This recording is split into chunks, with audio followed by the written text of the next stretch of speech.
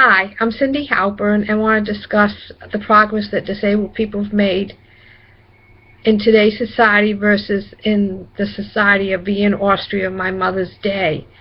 The examples I'm going to give, my Aunt Clara, my Uncle Leo, both died in Vienna pre-Holocaust, and my late sister Anita and my late brothers Stuart and Russell Chernick. Clara Corner was born in Brook Arena in 1907, and she was mentally retarded. The family moved to Vienna in 1917, and there was a lot going on with the war, so nothing was done then. Then, in 1925, when my Aunt Clara turned 16, they put her in a place called the Steinhof, and that was a place for people who couldn't make it in society. They were mentally retarded, mentally ill, or they had some kind of special need that couldn't be addressed in the Viennese school system. She was put there at the age of 16. I know my aunt was visited by my uncle and my grandfather. The family basically had her disappear. It was not mentioned that she was in the Steinhof.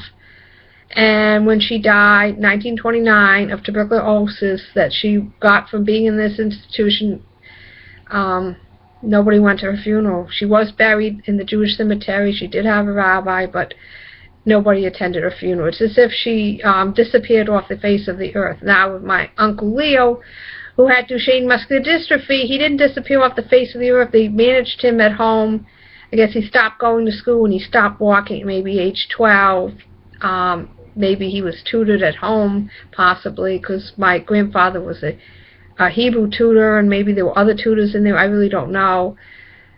And he went to the place called Lance. It was a neuromuscular hospital, and he wasn't there too long. He was basically there the last few months of his life. That was actually a helpful thing to try to do. They were trying to figure out what to do to sustain his life, and obviously there was nothing they could do. But it was more of a medical attempt than to make him disappear. And when he died, people did acknowledge his death and did go to his funeral. And he was buried next to his sister in the Vienna Central Cemetery. Now, my sister, Anita Chernick, was mentally retarded. It's true, she didn't graduate high school until she was 20 years old. She had to stay back twice. But my parents kept trying with her. They kept hiring tutors. They kept talking to teachers. They tried to get her into subjects she could do.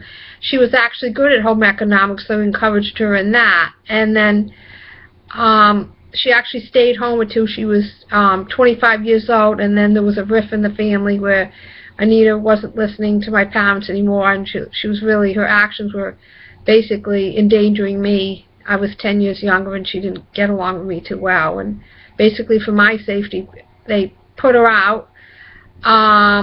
She had worked at the Jewish Homely Aid. She had quit there. She worked in a factory, and eventually she made her way to my aunt and uncles. My father was the landlord, and she was allowed to stay with them. And she kept her job. She had friends. She could never drive.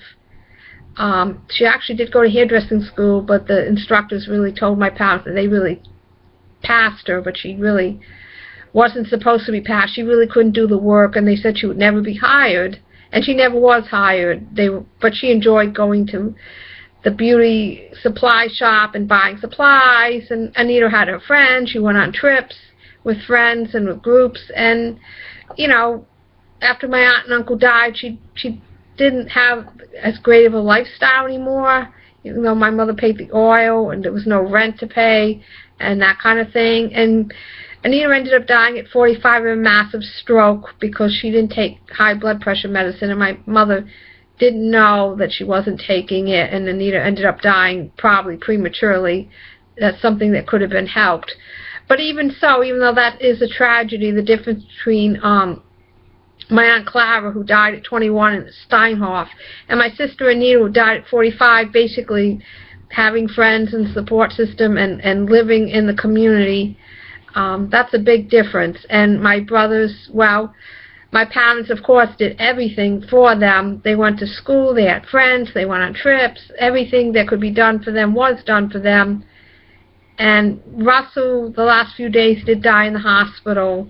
After he was rushed to Rhode Island Hospital, Stewie died basically when my mother went to get her shoes, he just died. But they died living in the community, living with my parents, living with us, being part of a home and a community. And I guess my point being is that we maybe still have a long way to go with this, but we are making strides with special needs populations, and they are having a better quality of life than they did, say, in my mother's day in the 20s and 30s in Vienna. And the final note I need to make is Clara and Leo would have been gassed by the Nazis if they lived some more years. They would have been targeted. They never would even go on to a camp. They would have been gassed in portable vans that gassed disabled people. Even if someone wasn't Jewish, they were still doing that. So in some small way, they still had it better if they had survived under the Nazis. Then they would have been murdered then. So that's just a side note. But I hope that we continue to work for disabled people's rights. More children are surviving now who would have not survived before.